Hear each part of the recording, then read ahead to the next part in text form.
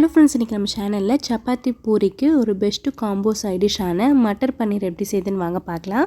First வதக்கி அரைக்க வேண்டியது என்னென்னு பார்க்கலாம் வாங்க. தக்காளி, வெங்காயம், கொத்தமல்லி, இஞ்சி பூண்டு பேஸ்ட்டு, முந்திரி பருப்பு, பச்சை மிளகா, அப்புறம் மசாலா ஐட்டம்ஸ், அது கூடவே பன்னீர், அப்புறம் பட்டாணி, ஃப்ரெஷ்ஷான பட்டாணி எடுத்துக்கோங்க.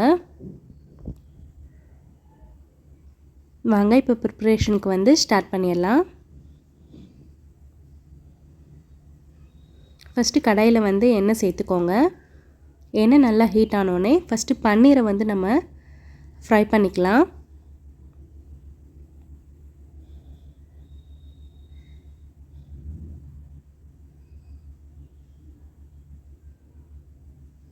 பன்னீர் அடியில் கொஞ்சம் பிடிக்கும், அதனால் கொஞ்சமாக உப்பு சேர்த்துக்கோங்க. உப்பு சேர்த்திங்கன்னா அவ்வளோக்கா பிடிக்காது.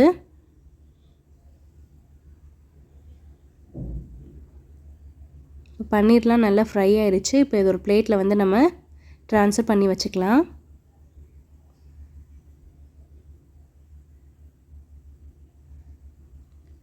இப்போது அதே கடாயில் நம்ம வதக்கிக்கலாம். வதக்க வேண்டியதெல்லாம் வதக்கிடலாம். ஃபஸ்ட்டு வெங்காயம், அது கூடவே பச்சை மிளகாய். வெங்காயம் கொஞ்சம் கலர் சேஞ்ச் ஆனால் போதும்.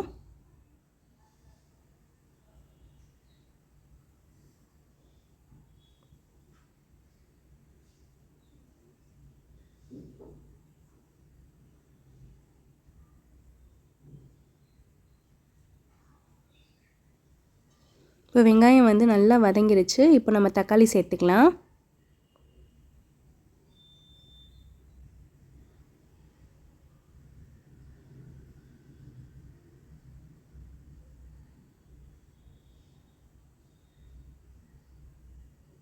இது கூடவே இஞ்சி பூண்டு பேஸ்ட்டு,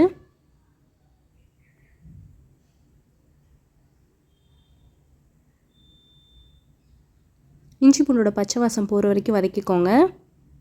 இப்போ அது கூட ஒரு கைப்பிடி கொத்தமல்லி, முந்திரி பருப்பு, இது எல்லாமே நல்லா வதங்கணும்.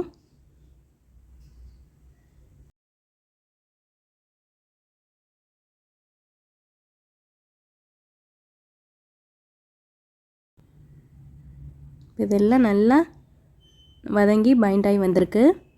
இப்போ இதை ஆறினோடனே நம்ம அரைச்சிடலாம்.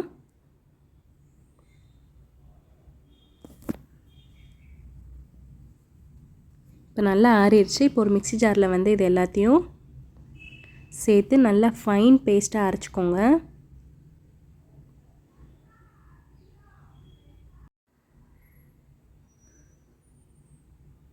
இப்போ எல்லாத்தையும் நான் ரெடி பண்ணி எடுத்து வச்சுருக்கேன். இப்போ செய்ய ஸ்டார்ட் பண்ணிடலாம். கடாயில் ஃபஸ்ட்டு பட்டர் சேர்த்துக்கோங்க. அது கூடவே எண்ணெய், பட்டர் இல்லாட்டி நெய் கூட சேர்த்துக்கலாம்.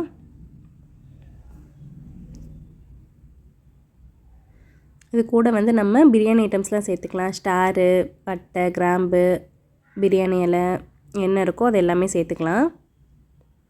இது கூடவே நம்ம ஃபைனாக அரைச்சி வச்சுருந்த பேஸ்ட்டையும் சேர்த்துக்கலாம்.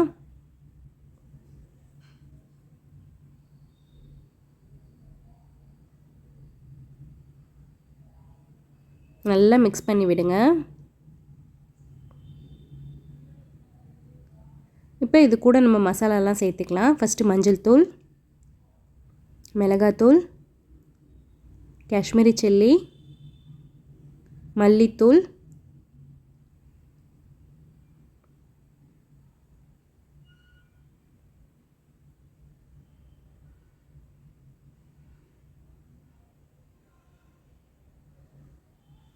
கரம் மசாலா, தேவையான அளவு உப்பு. இந்த மசாலாவோட பச்சை வாசம் போகிற வரைக்கும் நல்லா வதக்கிக்கோங்க. இப்போது நம்ம ஃப்ரெஷ்ஷான மட்டர் சேர்த்துக்கலாம். அது கூடவே நம்ம வறுத்து வச்சுருந்த பன்னீர், இது எல்லாத்தையும் இந்த மசாலாவோட நல்லா மிக்ஸ் பண்ணி விடுங்க.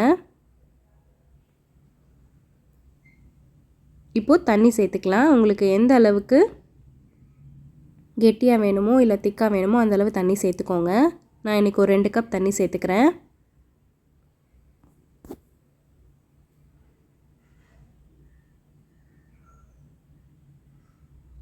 இது நல்லா கொதிக்கட்டும்.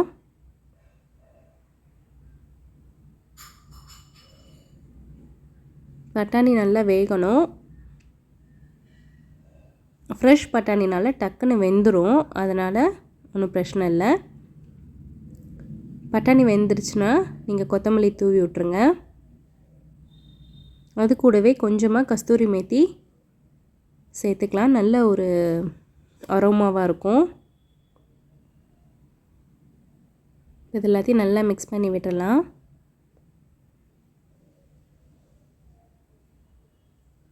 உங்களுக்கு வேணும்னா கொஞ்சமாக ஃப்ரெஷ் க்ரீம் சேர்த்துக்கோங்க, நல்ல ஒரு ரிச்னஸாக இருக்கும். இது ஆப்ஷனல் தான்.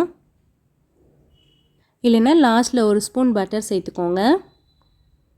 அப்படிதான் நம்மளோட சூப்பரான மட்டர் பன்னீர் ரெடி ஆயிடுச்சு. கண்டிப்பாக நீங்களும் இதே மெத்தடில் ட்ரை பண்ணி பாருங்கள். டேஸ்ட்டு சூப்பராக இருக்கும், அப்படியே கடையில் சாப்பிட்ட மாதிரியே இருக்கும். இந்த வீடியோ உங்களுக்கு பிடிச்சிருந்துச்சுன்னா லைக் பண்ணுங்கள், ஷேர் பண்ணுங்கள், கமெண்ட் பண்ணுங்கள். மறக்காமல் நம்ம சேனலை சப்ஸ்கிரைப் பண்ணிவிட்டு வீடியோ பாருங்கள். Bye bye.